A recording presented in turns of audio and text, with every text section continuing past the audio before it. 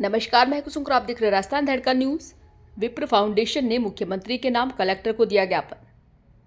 राजस्थान हाल ही में हुए रीट परीक्षा में डूंगरपुर जिले में एक रीट परीक्षार्थी के पुलिस प्रशासन द्वारा जनेऊ उतरवाई गई, जिससे पूरे राजस्थान में विप्र समाज आक्रोशित है। विप्र समाज का कहना है कि जनेऊ, जो कि सिर्फ एक सूत का धागा है और उससे कोई नकल नहीं होती, लेकिन ब्राह्मण समाज को नीचा दिखाने के उद्देश्य से यह कार्य किया गया, जिससे पूरा ब्राह्मण समाज आक्रोशित है, जिसको लेकर आज विप्र फाउंडेशन के पदाधिकारियों ने मुख्यमंत्री के नाम उदयपुर कलेक्टर को ज्ञापन दिया।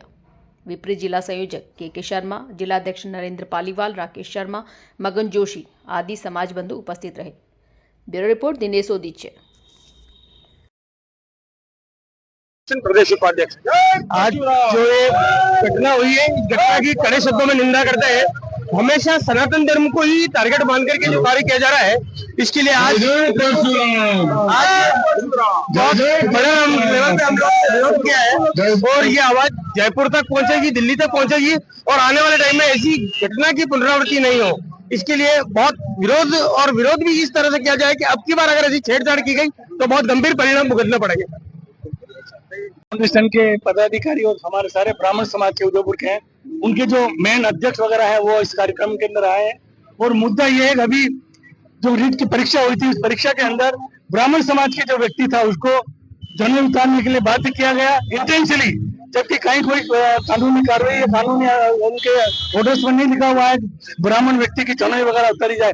जनेऊ सूत की होती है, उसके ऊपर ऐसा कोई होता भी नहीं जिसको उनको प्रतिबंधित है, लेकिन उन व्यक्तियों ने टीचर्स और पुलिसकर्मी ने जबरदस्ती उसको प्रताड़ित करके उससे जनेऊ उतारी गई 2 सेंटर के ऊपर।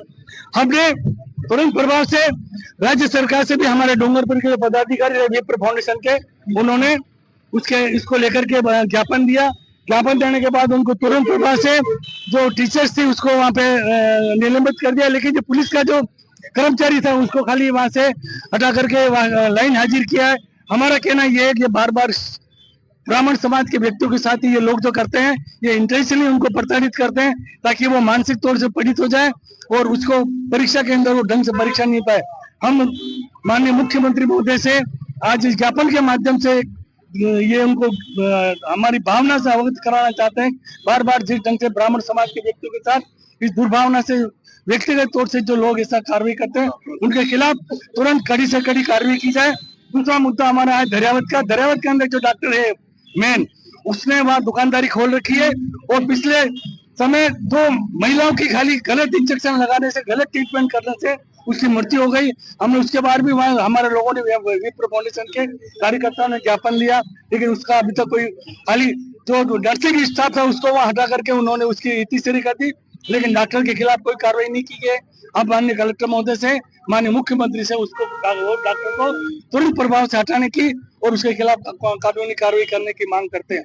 और रीट की परीक्षा के अंदर ये हम ये निश्चित करना चाहते हैं कि बार बार जब पिछले कांग्रेस सरकार के टाइम भी ऐसा प्रकरण हुआ था तब भी हमने विरोध किया था, आज भी भारतीय जनता पार्टी की सरकार आई है, आज भी हम विरोध कर रहे हैं, लेकिन हम चाहते हैं इसका ठोस निस्तारण करते हुए और जिन व्यक्तियों ने ये इंटेंशनली किया उसका कानूनी उनके खिलाफ कानूनी जो कड़ी कार्रवाई हो, ताकि भविष्य में कोई भी इंटेंशनली किसी व्यक्ति के साथ करने के बारे में सोचना भी वो उसके बारे में मुश्किल हो जाए।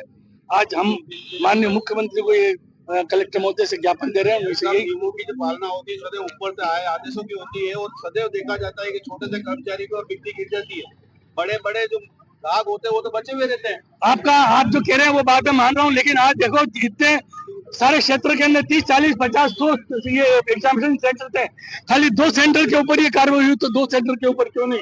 ऊपर वाली आप जो दिशा निर्देश की बात करते हैं तो सभी जगह ये कार्रवाई होनी चाहिए थी, सभी जगह आपको रोकना चाहिए था। केवल मात्र 2 सेंटर के ऊपर ही आपने ये इसको जनेऊ उतराने का जो कार्य किया है, वो इंटेंशनली जो लोग थे उन्होंने इंटेंशनली उस ब्राह्मण समाज के व्यक्ति को टॉर्चर करने के लिए किया। हाँ, तो ये हम इसकी हम देखो, आज जो मंगलसूत्र होता है महिला के लिए वो बहुत पवित्र चीज होती है, कभी भी नहीं उतरा। जब उसकी पति की मृत्यु होती तभी उसको अपने शरीर से उतारा जाता है, लेकिन उसके बाद ही उतारा जा रहा है। मैं आपके चैनल के माध्यम से भी सरकार से ये मांग करता हूँ कि आप इस नियमों के अंदर प्रावधान करके, क्यों हम भारतीय संस्कृति के लोग हैं, हमारी जो महिला है उनको भी याद है, मंगलसूत्र वाली हमारी संस्कृति के अंदर हम कभी भी उसको अलग नहीं करती महिलाएं, जब तक उसका पति जीवित है।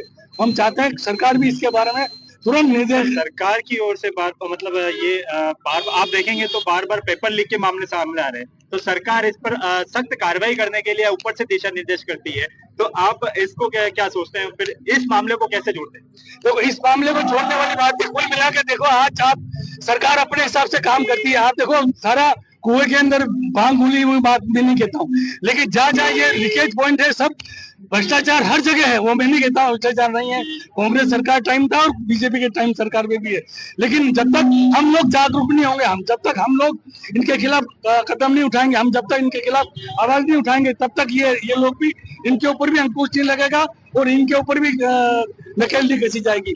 हमारा आपके चैनल के माध्यम से भी ये निवेदन है कि आप भी अपने इसके अंदर जो है इसके अंदर अपने इस चीज को ज्यादा से ज्यादा इसकी आवाज को उठाएं और हर व्यक्ति तक ये पहुंचाएं कि ये परीक्षा के अंदर जिस ढंग का भ्रष्टाचार होता है वो भ्रष्टाचार बंद होना चाहिए। और जो